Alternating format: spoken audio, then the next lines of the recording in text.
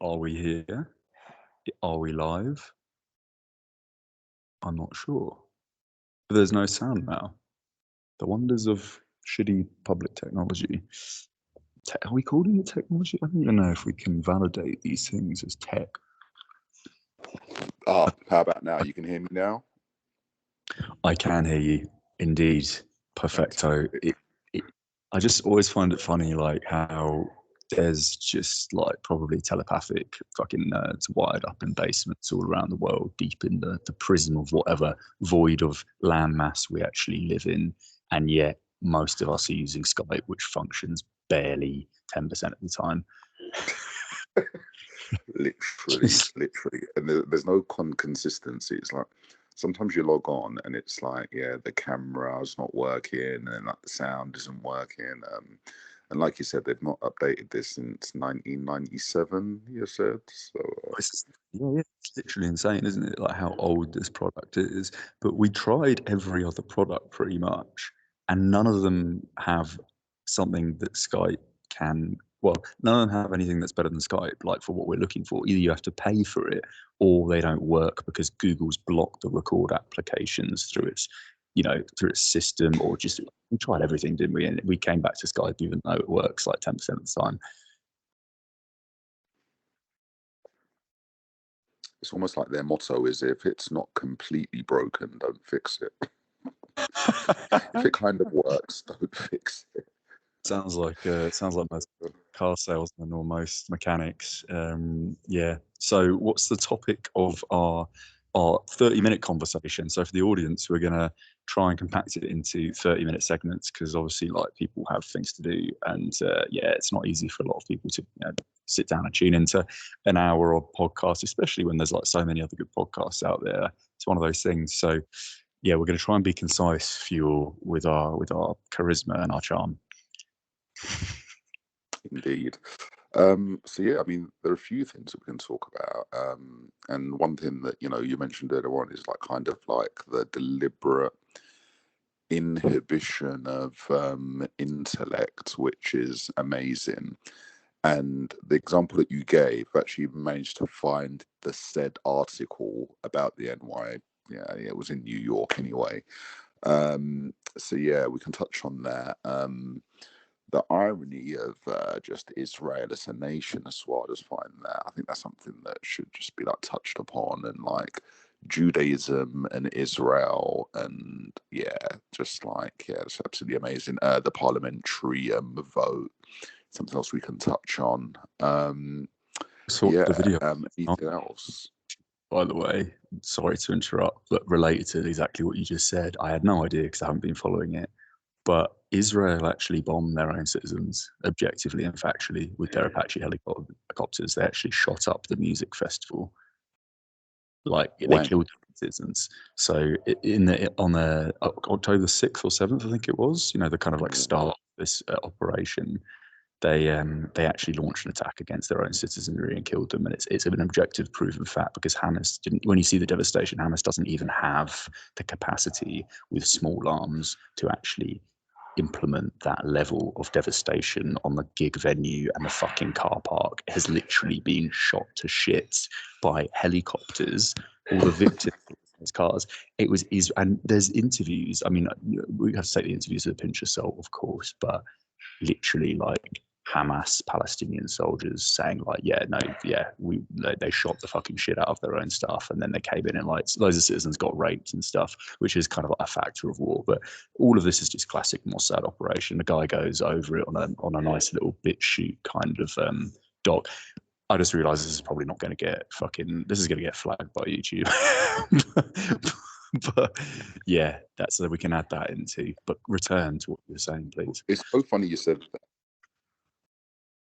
So you literally said that on 5 minutes and 33 seconds, and that's when it kind of like glitched out, like your voice kind of went exactly on 5 minutes 33 seconds while you're talking about the people that you're not supposed to talk about.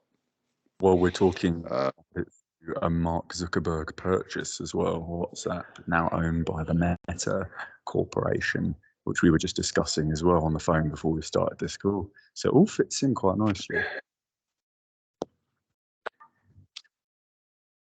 amazingly.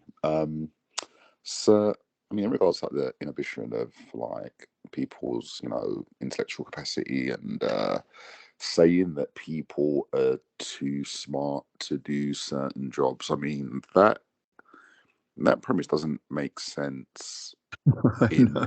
any aspect.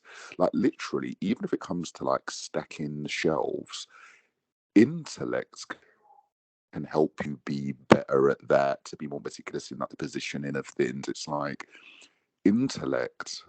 I mean, there's a different type of intellect, but it can be potentially applied to anything.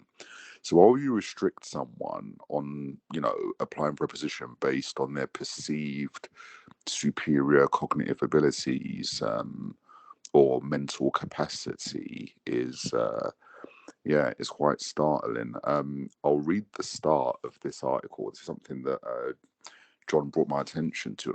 I couldn't believe it, so I had to look it up. There was a guy in 2000, and once again, whether this is actually real or not, because the numbers shot up again. But the fact that this is officially true is disturbing. So, a man who's bid to become a police officer was rejected after he scored too high on an intelligence test, right? John, I expect you to get this first time. So, that when it's converted to a general IQ test score, it was 125, which is intelligent. It's like kind of like above average. It's not like super genius level or anything, but yeah, like 125 IQ. You're a smart person. Your reasoning is generally going to be sound. But he scored magic number. It Oh, was what was it? he scored 160. 33 points on the exam. Okay. 33 points.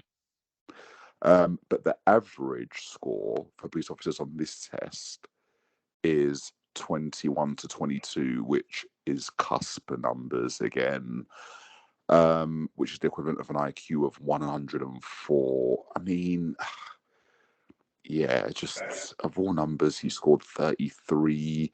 He was a 49-year-old, 4 times 9, 36, 6 times 6. This could just be the Matrix in effect. At the grid that we live in, just spewing up these numbers, or maybe this article in this situation has been, kind of like maybe put upon us to cause some kind of like, general, outrage, or just to kind of basically mock and undermine society. But yeah, what are your thoughts on this, Jonathan? Uh, well, things actually going back to Mark Zuckerberg, is we're not using his production, are we? We were using it earlier, which is WhatsApp. I keep thinking we're on WhatsApp or on Skype, but they mentioned actually in the book I'm reading, which is filled with all this kind of numerology, everything is a 33 or a 66 or a 300, etc., that Harvard was founded in 1636, when actually it's posted officially as 1638, and there's a statement in the book, actually that's an error, and that the man that supposedly founded it, for which there is a statue depicting him in the yard of I think it's Cambridge, in where Harvard is, and not Cambridge, UK, of course. There's Cambridge in Boston for our listeners as well. And he says, the author, that actually it's 1636. So I often wonder whether they actually just manipulate the dates as much as possible, just so it kind of aligns to their kind of satanic aura, where everything, of course, has to be a 33 or a 66 or something like that. So with this respect, it could be a situation where the marker has intentionally put the 33 points in there as a kind of message to either the individual himself or to the board, or just so, and something can be created, some kind of, a bit like in the Social Network book, you have the kind of fraternal hazing sessions, that the rituals, the practices. So, for example, the business partner of Mark Zuckerberg, Eduardo Salverin, had to carry a chicken around with him at all times, including taking the chicken to bed for an entire week.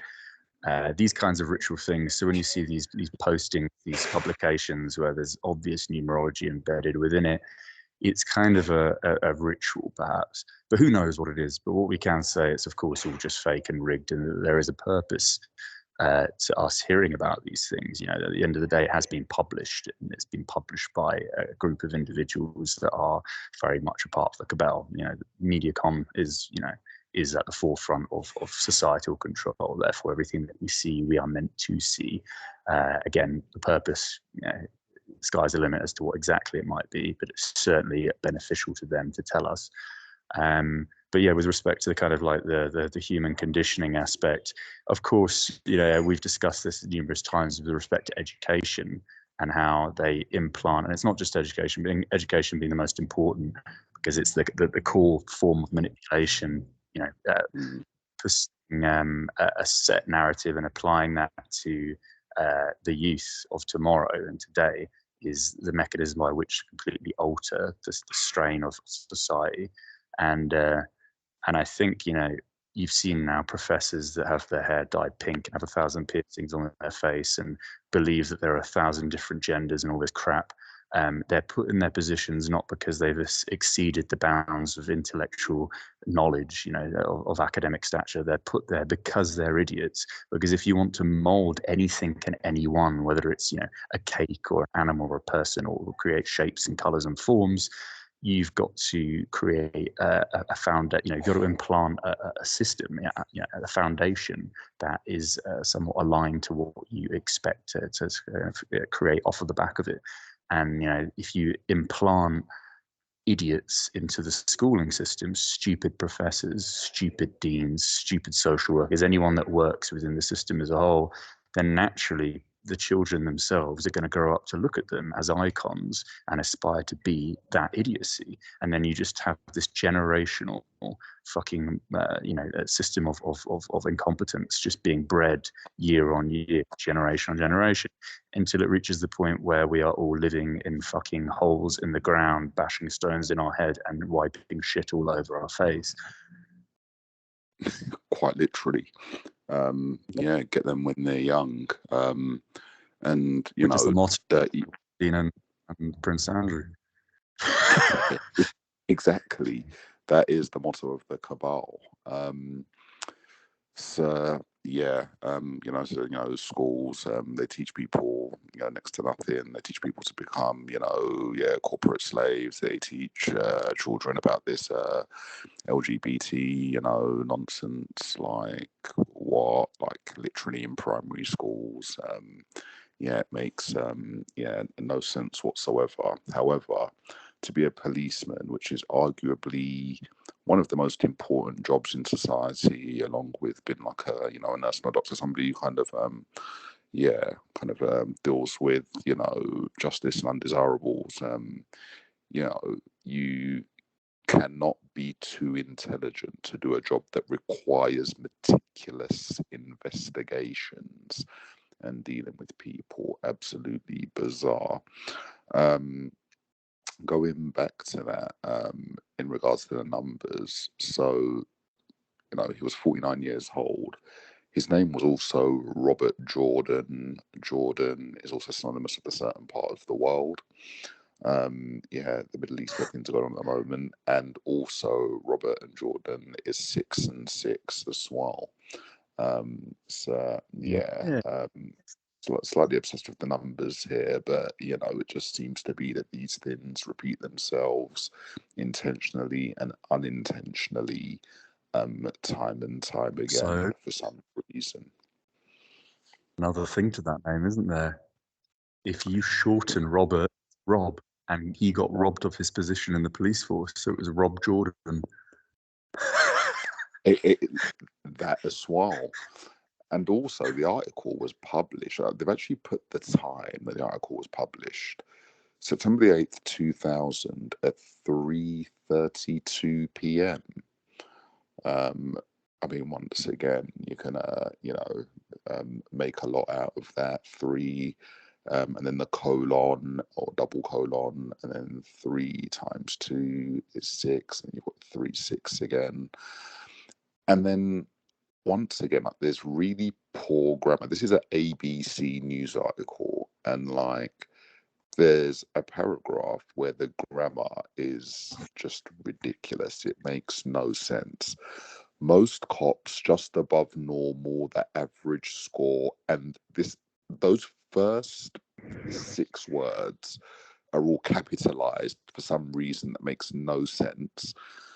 Most cops just above normal. The average score nationally for police officers is 21 to 22, the equivalent of an IQ of 104 or just a little above average. But like the first sentence in that paragraph made like, so it's almost like mocking. They're talking about IQ and how you can be too smart. I mean, clearly, there's probably like a cap on being like an editor for a massive corporation as well, because like this article's been like on air for 23 years and nobody has corrected it. Like, yeah. 23 is 3 is ABC is also 6 because A is 1, 2 is B, and C is 3, which makes 6. No, absolutely, yeah. People listening might think this is crazy, and I actually used to think that a lot of it was crazy. But then the one video that changed my mind was a video by a lady called Stephanie Peterson, who is addicted to, that might be strong, but she's very fond of researching Francis Bacon and kind of the numerology embedded within that, and the Americas and the founding or so-called founding of the Americas, and the period that we're told. But she analysed a portrait, a standard, bog standard, classic oil painting that you'd see in any museum around the world, nothing special at all. Embedded within this was just the most insane geometry and numerology, completely incomprehensible to most people, including myself, until it was explained by her in the video. And to see how meticulous they are with these numbers, and how things that are seemingly a kind of are seemingly nothing are actually, in fact, when brought together with other aspects of the subject matter, just phenomenally complex algorithms and geometric sequences and codes, just so advanced that, again, for most people, it would just go straight over their head. Absolutely. And going back to what you said earlier in regards to, do they just kind of like tweak things to fit in with their symbolic satanic numerology? Yeah, I mean, that's definitely the case, because we know stroke believe, but yeah, probably know that the actual historical timeline is somewhat created and incorrect. Like the timelines that they're giving us for things. So when they talk about 1636 is when Harvard was incepted, we know that there has probably been a massive cataclysm stroke reset within less than the past 400 years. It was more than likely like the early 1800s something happened, like when we saw everything being like repopulated again, like when so-called photos were just first being used. And I can see like these major cities with lots of buildings, but they're like empty. There's nobody on the roads. It makes absolutely no sense. You see this in Paris, Australia, different parts of Chicago, just like different parts of America. So yeah, absolutely, that would lend to the fact that these things are in fact made up, because there was nobody around per se in 1636, because they created a narrative. But there's a big part of the reset that's already been completely edited out, whether it was a reset, mud flood, liquefaction, whatever they want to call it. Something has happened within that time, and obviously things have been repurposed, repopulated since. So yeah, absolutely. I would say that these things, these numbers, are implanted, and as you just like alluded to, it's just like fantastically, meticulous, and it's a paradigm changer once you start being aware of these things. And like once you see these things, you kind of can't unsee them, and you notice that these things are, I mean, literally everywhere. In fact, even when I typed in IQ, like, which was the first thing I typed in order to find the article, it's come up with there's this place in Aldgate called IQ Aldgate. It's like a student accommodation and it's on like 66 Commercial Road of all places. But yeah, that's just yeah, it's just like why? Like, I mean, that's not even a particularly famous, like IQ is like a word that's going to be like Googled regularly, right? And then somebody types in IQA, and then that comes up literally as the first search. I mean, Yep. IQ Aldgate, student accommodation in London, like, why would that be the first thing that comes up? But, well, we probably know why. Of course, yeah, absolutely. We've seen that as well with YouTube short videos, which is quite common. I think we've discussed it where you look at the channel names or the contents that often are placed into the algorithm and are very successful in terms of view count.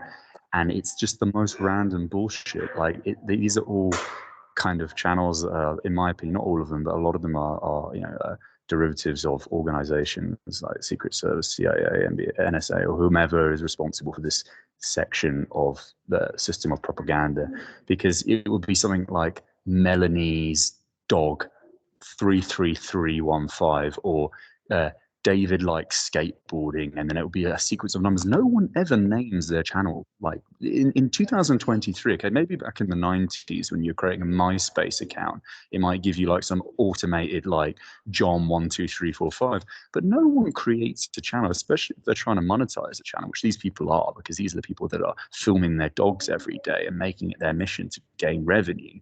So why would you name your channel something like Melanie's dog 1535821333? It's just not going to happen. But when you scroll through these shorts, and I'm sure it's the same on TikTok and Instagram, there's such a disproportionate number of channels with sixes and threes. Now, this again could be because the system itself is obviously promoting things that have these number sequences, because that's all part of their system.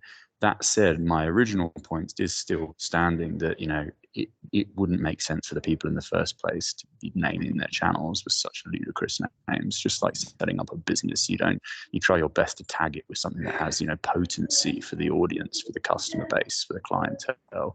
So it is a system of scammage 100%. And we know that. And I think, the algorithms are, of course, naturally going to promote that. And maybe that's what we should be doing as well. Maybe we should be, every time a video starts, just say 33333 1,000 times, and maybe I should input 33 in the description and the title, and maybe that's the key to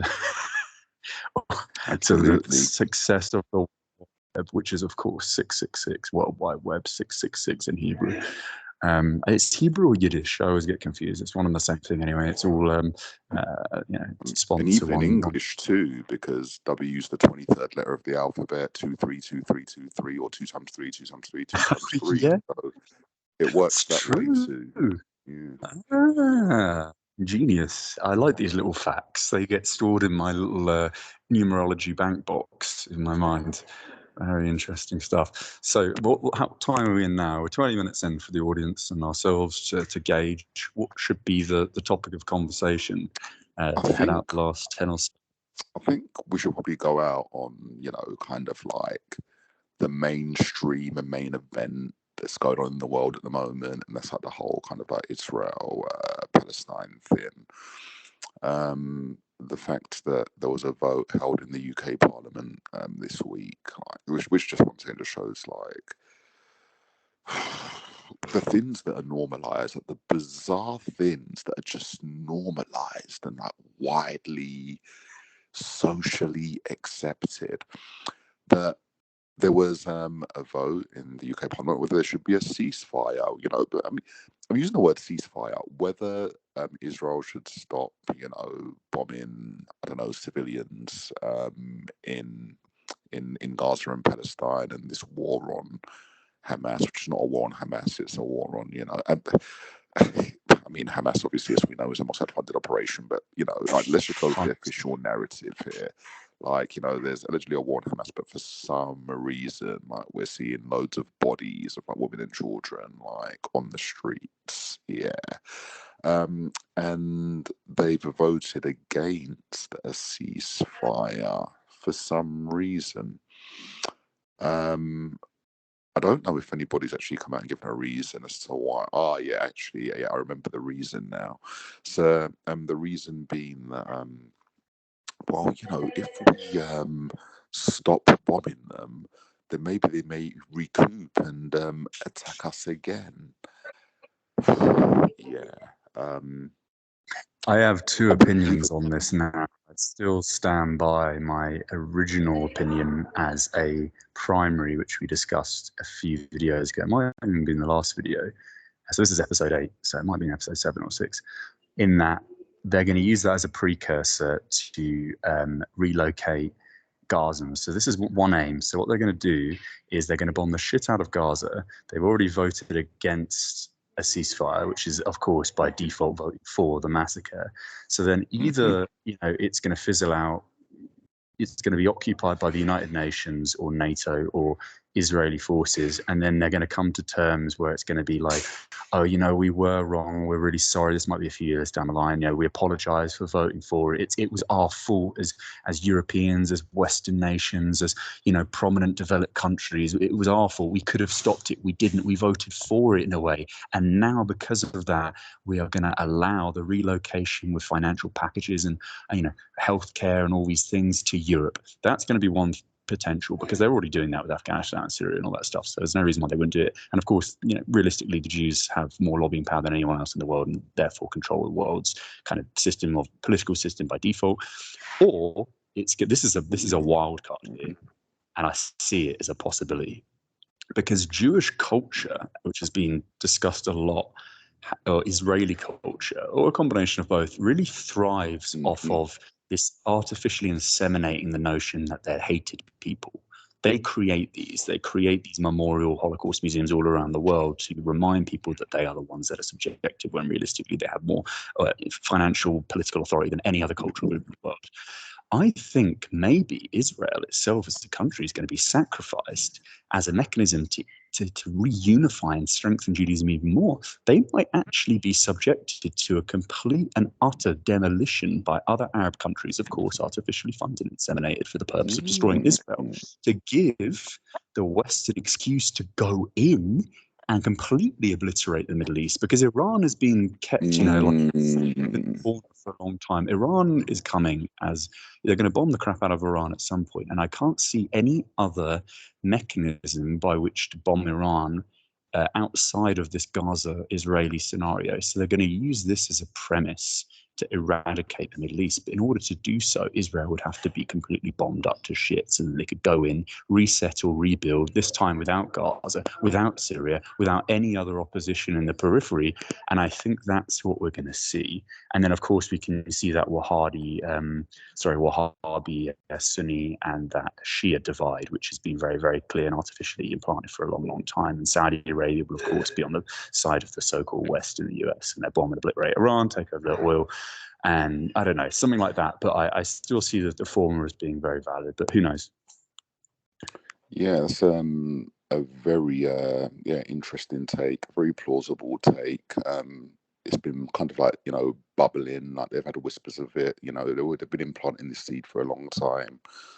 And that would be definitely a good way to go about it. Also to kind of make it almost like a second Holocaust, like you said, kind of garnering the international sympathy that they've had forever and in memorial. What's the population of Israel, roughly? I'd be interested to know. Mate, I'm about to check right now.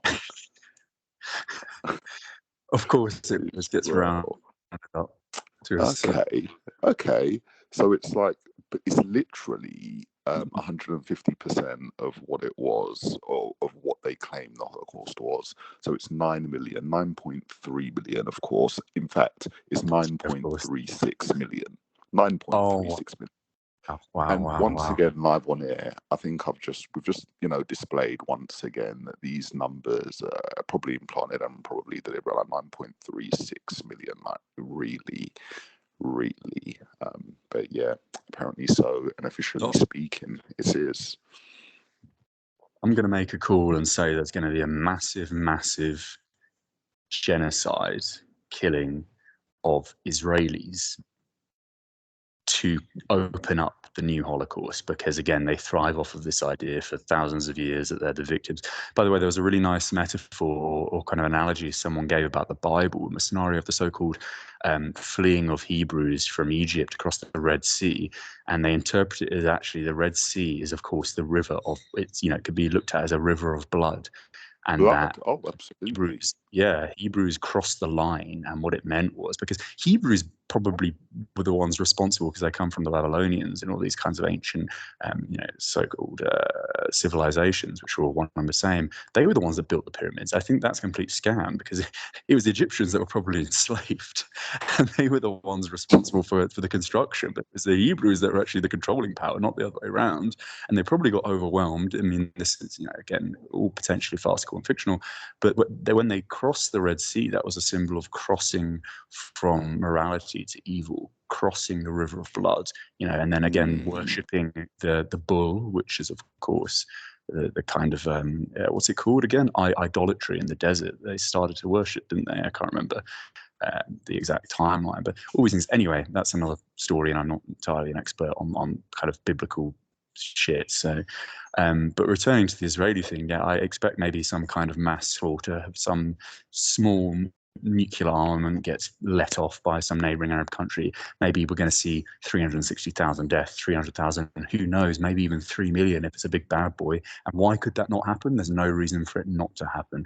Because if people actually realize what's happened in recent history, killing happens every day. Take Nagasaki, take Hiroshima, 250,000 men, women, and children obliterated into nothing within seconds. And they certainly are capable of making that millions, as we know from the First World War and the Second World War, in a very short period of time. So I really do see something like that happening, and it, of course, only benefits the Jews even more. Absolutely in terms of legacy agreed. that will be created as a result of that, I should say. Agreed. Shall we wrap up on that lovely high note? Should we? With my terrible cough, which I hope isn't some biological weapon they're spraying across the atmosphere, probably. But yeah, we can wrap up, and yeah, I hope the audience enjoyed our again, we're trying to keep it more brief for everyone. So yeah, I guess we'll touch base for episode 9 next week. Yeah, we shall. Okay. Thanks for listening. Please comment, please share, and yeah, and maybe subscribe so you know when our next one drops. Excellente. Right. Enjoy your movie later, James, and I'll chat to you in a bit. Au revoir, people.